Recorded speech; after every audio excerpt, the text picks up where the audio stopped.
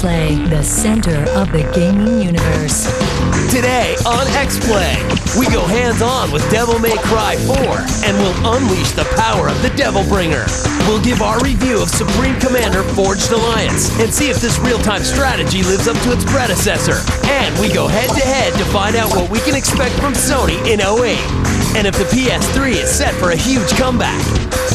It's game time!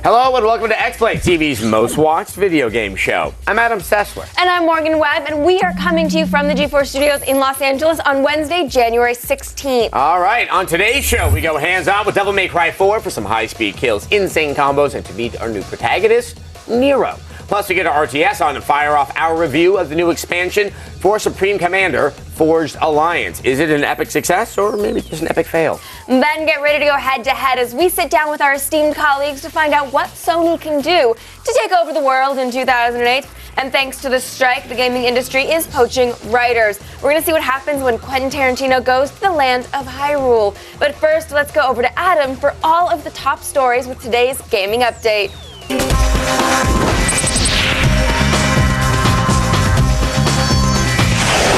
Thank you, Morgan. Well, on January 22nd, No More Heroes will hit store shelves exclusively for the Wii. Now, GameSpot.com recently spoke with the game's creator, Suda51, who says he is already pursuing permission to start work on a sequel. Well, this punk-infused action slasher isn't the only project currently on Suda's plate. He's also working on porting two of his creations to the DS, and to top it off, he says he's involved in a secret Xbox 360 project with Konami. That'll come out in, 2012? Next, we have an interesting rumor regarding City of Heroes developer Cryptic Studios and the highly anticipated MMO Star Trek Online. On Monday, MMO news site Warcry.com reported that San Francisco-based developer P2 Entertainment had been dropped from the game and said that the project was being transferred to another development studio in the Bay Area. Now, new rumors say that Cryptic Studios has acquired the license to Star Trek Online. While no official announcement has been made, the rumors are at least supported by the fact that Cryptic Studios is located about 55 miles south of San Francisco, which means you can just sort of move it right down the freeway. Finally, we've got great news for Mac gamers. You can officially begin celebrating the news that both Spore and Call of Duty 4 Modern Warfare are headed to the Mac. To help ensure that Will Wright's Evolution sim is smoothly transitioned from the PC to the Mac, Electronic Arts has announced a collaboration with Transgaming, a company that specializes in porting games to multiple platforms. And X-Play's winner for Best Shooter 2007 is expected to be available for the Mac in May of 2008. The game is being published by Asper Media, who is looking to deliver the same impressive graphics, surround sound, and multiplayer action to the Mac platform that console and PC owners received last November. Well, that's all for today's gaming update. Be sure to visit us on the web at g4tv.com/xplay to continue getting all of today's up-to-the-minute video game news. But now, let's get back over to Morgan, who is dying to tell us about what is sure to be one of her favorite RTS expansions. Thanks, Adam. Developer Gas Powered Games is back with an expansion pack to our RTS of the year for 2007, which was Supreme Commander. But was it worth the wait?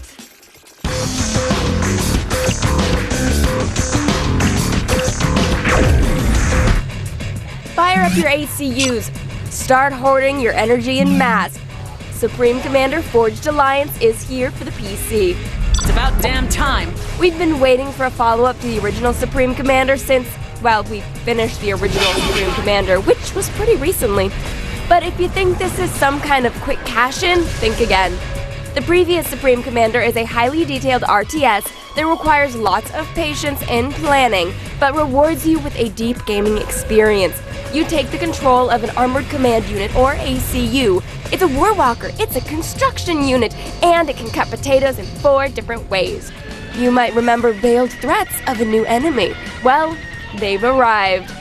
The Seraphim are the new race. Ah, hell, enemy gunships are inbound. Yep, they're pretty tough, but you'll have all new units to combat them, and you'll also be able to play them as you move through the brand new missions. The graphics here are as good as ever. The giant world maps are still simple and easy to scan for enemies, but when you zoom in, you get to see all the amazing details that went into each unit. Best of all, the expansion runs much smoother than the original. Other new features include a revamped resource gathering system. The resulting game is faster and more action-packed, even in the early stages of a battle. All this is not to say that Forged Alliance is perfect. Despite having massive battles, the new missions run a little short. And since you're not getting the original campaign, this isn't really a standalone game. For newcomers, we'd recommend picking up the original Supreme Commander just to get in the swing of things.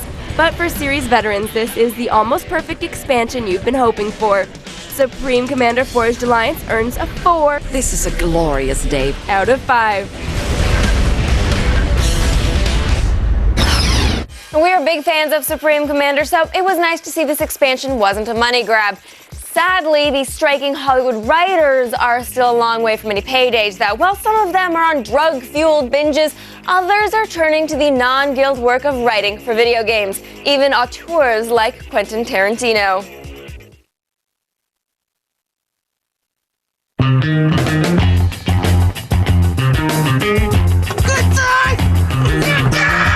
Hold on, buddy. I'm gonna die.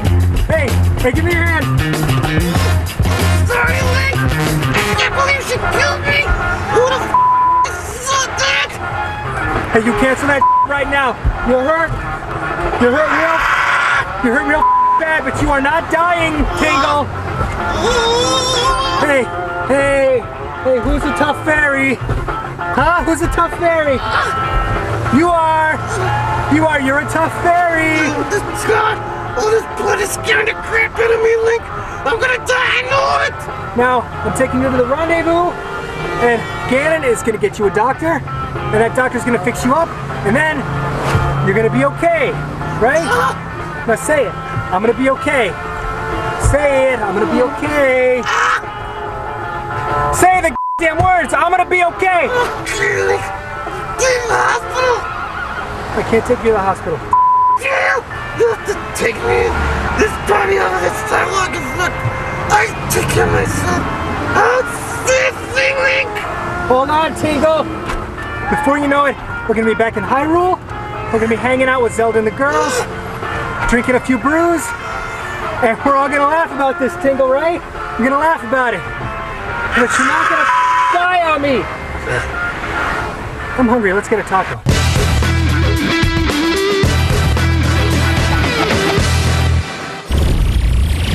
Coming up, we go head-to-head to hash out Sony's future in gaming. And later, get ready for some brutal combos. We're going hands-on with Capcom's Devil May Cry 4. All that and more when X-Play continues.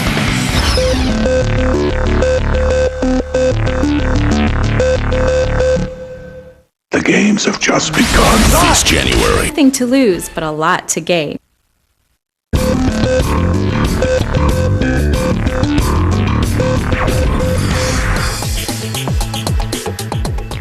Welcome back to X-Play. Well, we get a lot of emails and posts on our message boards and actually the delivery people asking us how we rate our game. And we're actually looking at you right there, Spooey. If you've ever wondered how we determine our review scores, like the one you saw earlier, your questions will be answered. Remember, we are not susceptible to bribes, tricks, or intimidation. Bloom lighting, maybe. All right, for all of you freshmen, here's how we do things. It's X-Play Ratings 101. Let's start at the bottom. A 1 out of 5 is a game you should never, ever touch. Often they're terribly broken licensed games like Beowulf the Game. No! Or they're shovelware of the highest order, like Escape from Bug Island. Next up, we have the 2 out of 5. 2s aren't unplayable garbage, but they're still severely flawed games that you probably want to avoid. Lair, with its unfriendly tilt controls and antiquated mission design, is a prime example. Another will be Hellgate London, which is a fine game at its core, but plagued by so many presentational and technical problems that it sinks under its own weight. A 3 out of 5 is, well, a game. Not exceptional, not offensive. Just a solid playable title. Beautiful Katamari is perfectly adequate. It doesn't bring anything new to the table, but it doesn't really do anything badly. It's a quintessential 3. Other common 3s include the functional license game, such as The Simpsons. See you in hell! A game that succeeds on almost all levels, but remains held back by 1 or 2 notable flaws, will receive a 4 out of 5. For example, Heavenly Sword is a top-notch hack and slash with a good story and great acting, but it is ridiculously short, making it hard to wholeheartedly recommend. Come on, man! Finally, the coveted 5 out of 5 is reserved for the best of the best in gaming. A game that gets a 5 isn't necessarily perfect, but it's one we'd feel comfortable putting in the hands of anyone willing to pick up a controller. 5-star titles include 2007 Game of the Year contenders, Super Mario Galaxy, and BioShock.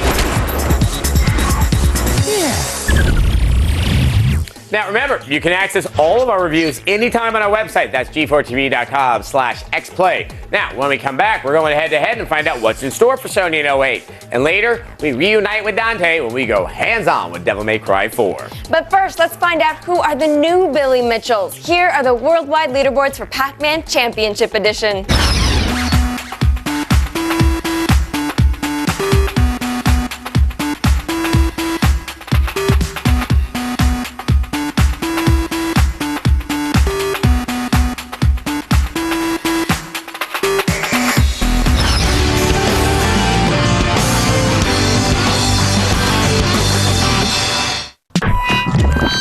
Sooner you'll be buying direct, so call now.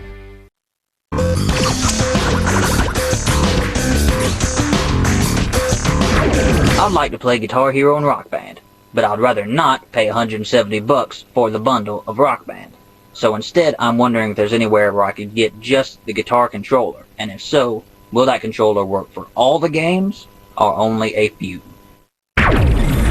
Welcome back to X-Play, and thank you for your question, Jay Derrick. This is a very legitimate concern because Rock Band is expensive. Rock Band's very expensive. Now, they are actually going to soon release the game with individual instruments, so you don't have to buy the bundle, but they wanted to, of course, get the expensive bundle out there. Exactly. Now, you can use your Guitar Hero guitar on Rock Band, but only in the 360 version of Rock Band, not the PS3 one, so just be well aware of that. And just be a little patient. There is hope. I mean, you can also wait for those third-party knockoffs to come out. They kind of look at like the real thing, but you get what you pay for. I think that's a nice way to put it. Okay, in the horse race, it is console sales. The PlayStation 3 is currently in 3rd place, but when you look at their slate of games coming up for 2008, it might be time to not count them out. Is this the year that Sony turns their fortune around?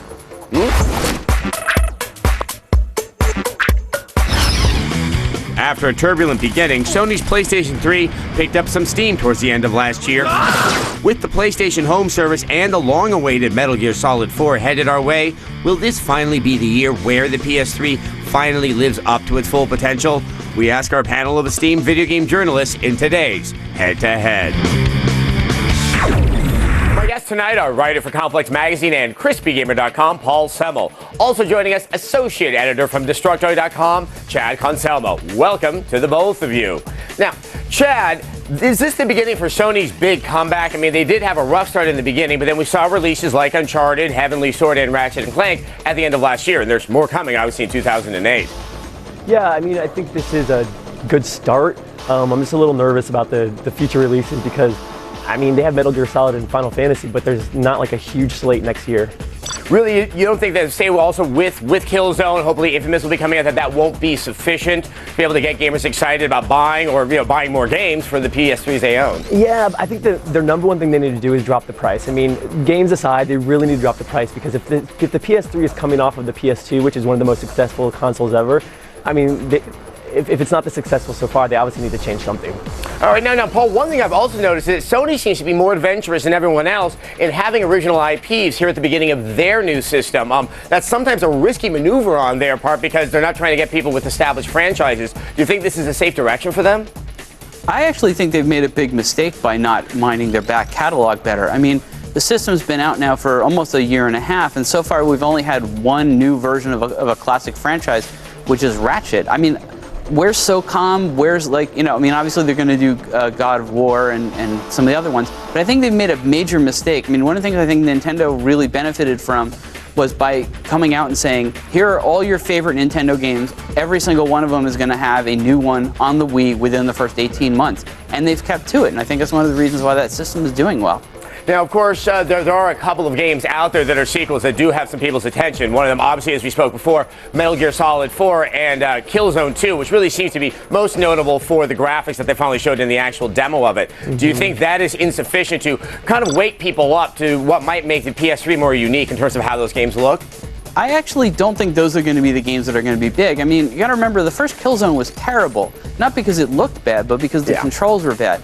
And Metal Gear Solid, that series gets a lot of attention from the press, but it really doesn't sell all that well. I think the ones that are going to sell the system are going to be Grand Theft Auto, Gran Turismo, and Final Fantasy. Now, of course, also kind of similar to something like Metal Gear Solid 4, we have been talking a lot about Little Big Planet. It is so unique and really plays to a different audience than any of the other games. Do you think this might at least help broaden the appeal of the PS3? Chad, what do you think? Yeah, I think that actually is perfect that you brought that up, because I think that game, out of any game, is what's really going to appeal to people on the PlayStation. They need more original IPs like that. Well, Chad, Paul, thank you so much. That's all the time that we have. All right, stay right there. X-Play will be right back after this. Up next, we get some double-fisted action and go hands-on with one of the year's most anticipated sequels, Devil May Cry 4. You don't want to miss it.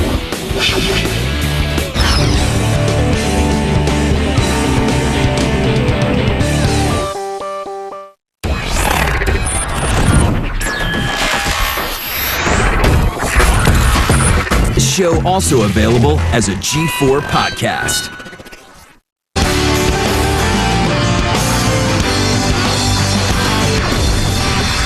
Welcome back to X-Play. Devil May Cry may have started off as an aborted Resident Evil sequel, but it's turned into one of Capcom's most successful franchises. Now, this fourth installment is almost here, and we're ready to go hands-on.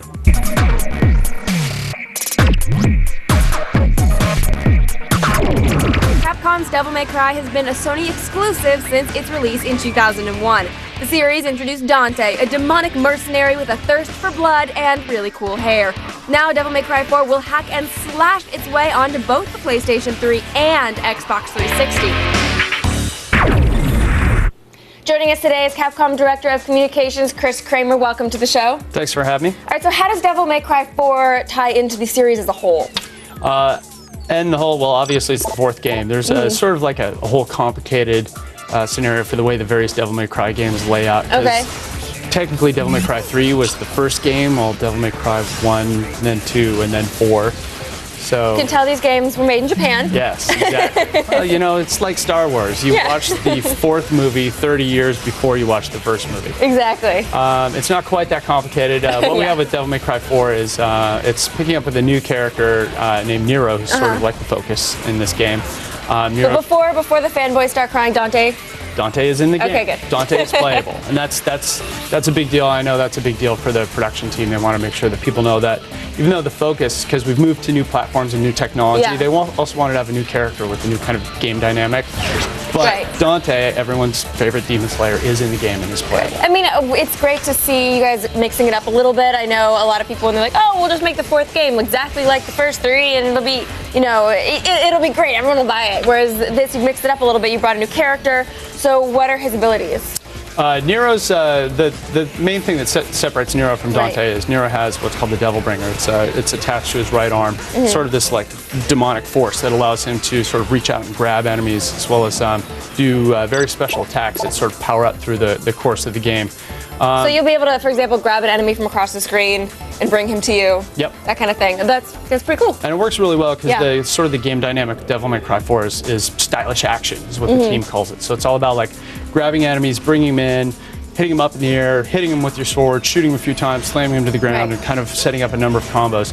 The more you do that, the higher your score gets, the more impressive, and you get a style ranking at the end of each chapter. So it tells you how stylish you are. So we hope very stylish. Okay, so this title used to be single platform. Now it is multi-platform. Tell us a little bit about that transition. Well, at Capcom as a whole, we've sort of moved into a multi-platform focus for the company as a whole. The reason we're doing that is because we're looking at kind of bringing as much entertainment as we can to as many people. You have the more the merrier, right? Right. So what are going to be some of the differences between the versions? Are there any differences?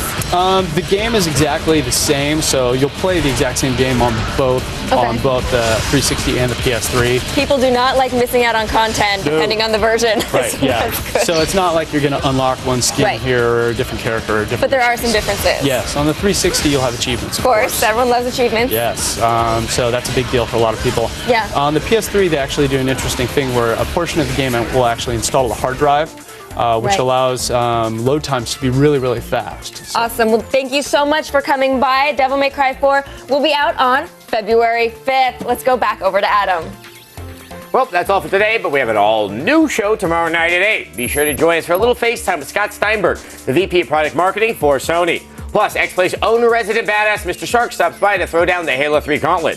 For all of you trash talkers out there, it's time to put up or shut up. And there is no way you can miss this. We are going hands-on with Radical's Prototype. We have a world-exclusive live demo of the game, and you'll finally get to see what all of the hype is about, what powers you're gonna have, and how much of the city you can destroy. It's a fair amount. This game, I did get to see it once behind closed doors. It's really something, and I cannot wait for everyone else to see it. I'm gonna be here, and I would be here anyway, even if I didn't have to. So, thank you for watching X-Play.